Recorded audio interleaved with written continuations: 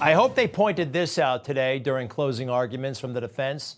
Donald Trump did not get rich by going into politics. He made his money decades ago. He made his name, he made his reputation.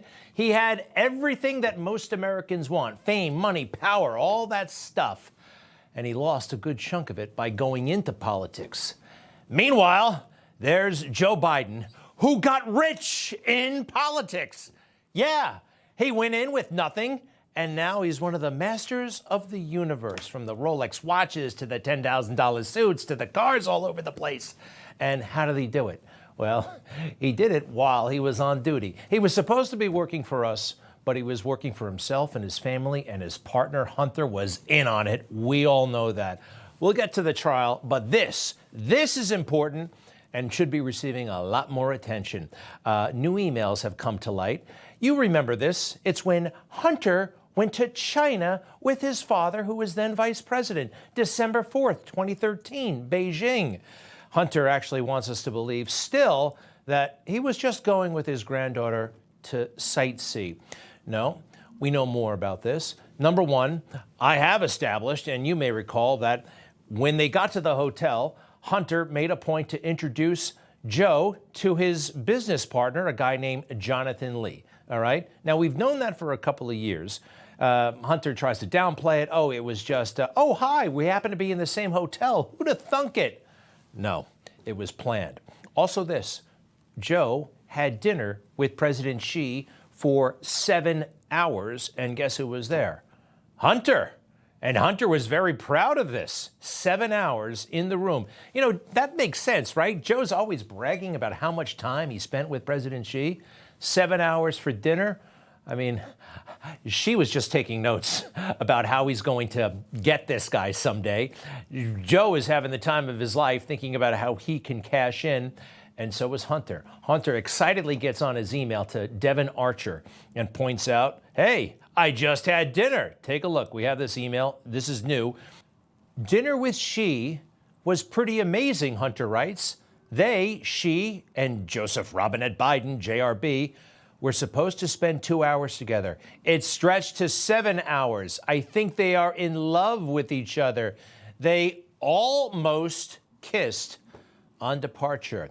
And Hunter saw it all. And Hunter was able to introduce his dad to various other people as he bragged to Devin Archer. Did you end up meeting Jonathan? Yes, Hunter replies. And they got to meet Dad. All very good. Talk later. Remember, they said that this was innocent. Democrats have been telling us this entire trip was innocent for, well, forever. We saw you in those photos getting off of Air Force Two with your daughter, with your father. I have traveled everywhere with my dad. And I went there because my daughter was on the trip too. But did you talk about China or your deal with China? No. A 12-hour flight over? No, of course not. That never came up? No. Not during the 12-hour flight, not during the 7-hour dinner. It's the 7-hour dinner. Remember, 7 hours with President Xi. What were they talking about, huh?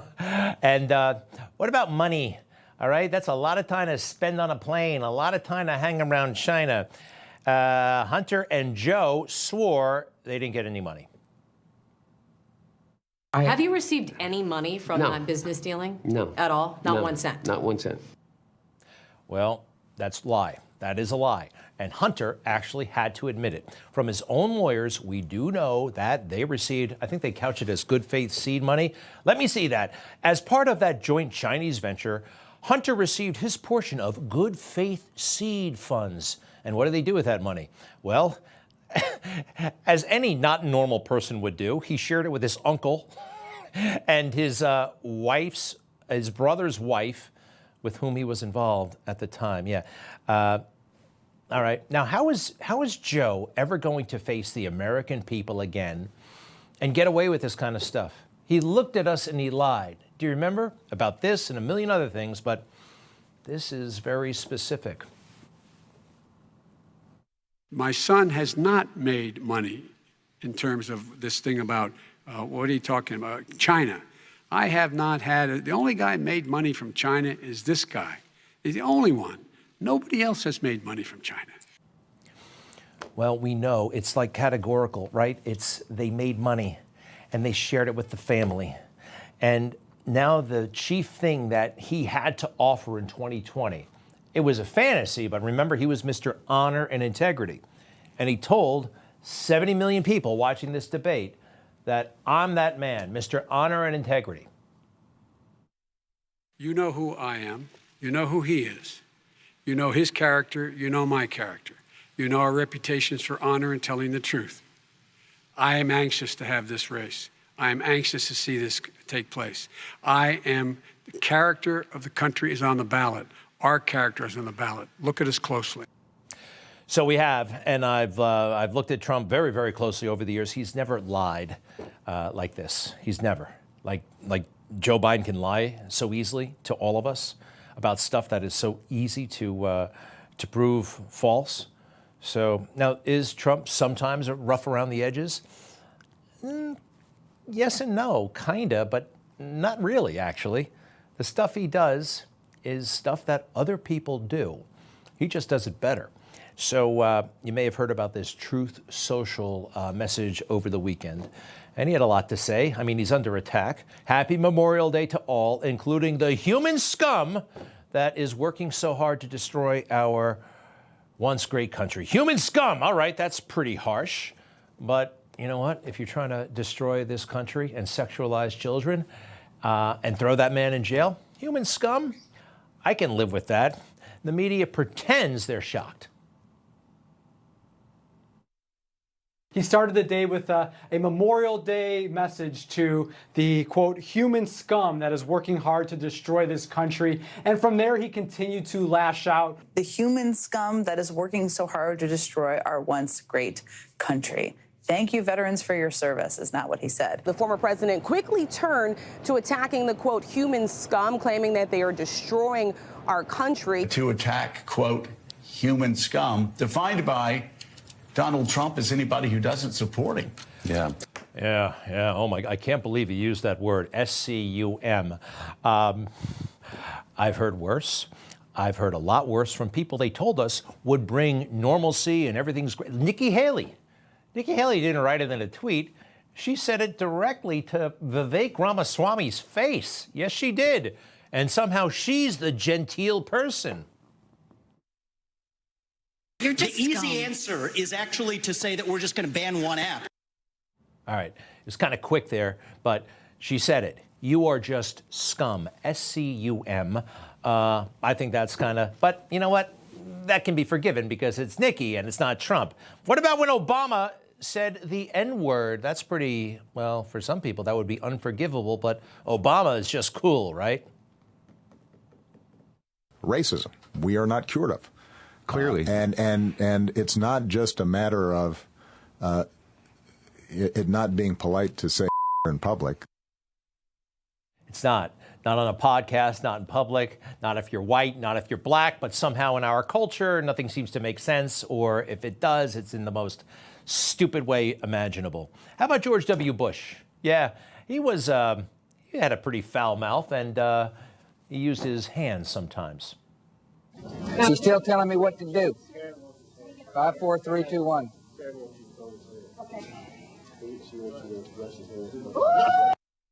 Woo! Middle finger from W. That's okay. It's W. Oh, and watch everybody go really nuts when an actor uses the F word and a few other words. He's so stupid. I mean, look at the lame, inane things that he said. He's so stupid, he can't even say anything clever or smooth. He's a moron.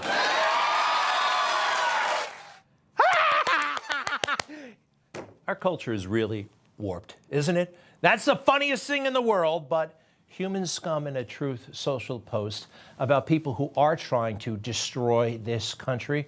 That is unforgivable. That is beyond the pale. No, it's not, actually. And look, I was in the service. I've heard all kinds of things. This is mild, all right? Yeah, anybody know what I'm talking about? You might know what I'm talking about. Back to De Niro, though, for a second. He really disgraced himself over the past couple of years with some really crummy movies and what he did today. Let's go through some of the halfway decent movies. Godfather 2, Taxi, which, Heat. Heat is a great movie, underrated. I was thinking about Heat today when De Niro and his crazy entourage full of fake cops approached the podium. See that? Don't they look like the guys from Reservoir Dogs or, the same kind of, that's De Niro, and he's got his bodyguards, and he's got Fanone and Dunn, the cops. Yeah, kind of like that movie Reservoir Dogs with the no ties. And yeah, a little bit like that. No, more like Heat. Heat, which is a great movie. I mean, it's about a bank robbery crew, and it's fantastic. But he was with Dunn and Fanone. Remember those guys? Also not wearing ties, not that it matters, but Dunn and Fanone showed up outside the court today with De Niro to yell and scream about Trump. And I think, quite frankly, they're showing a little bit of desperation. They're getting nervous. This was kind of over the top.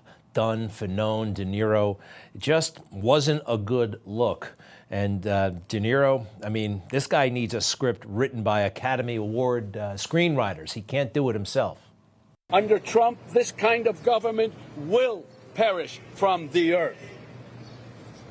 I don't mean to scare you. No, wait, maybe I do mean to scare you. If Trump returns to the White House, you can kiss these freedoms goodbye that we all take for granted. And elections, forget about it. That's over. That's done. If he gets in, I can tell you right now, he will never leave. He will never leave. You know that. He will never leave.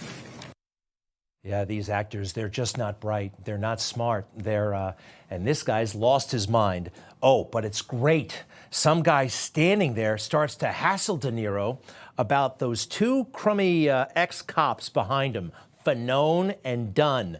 Remember what they did, right? The January 6 hearings and all that stuff. Watch this. They are the true heroes. These guys are the true heroes.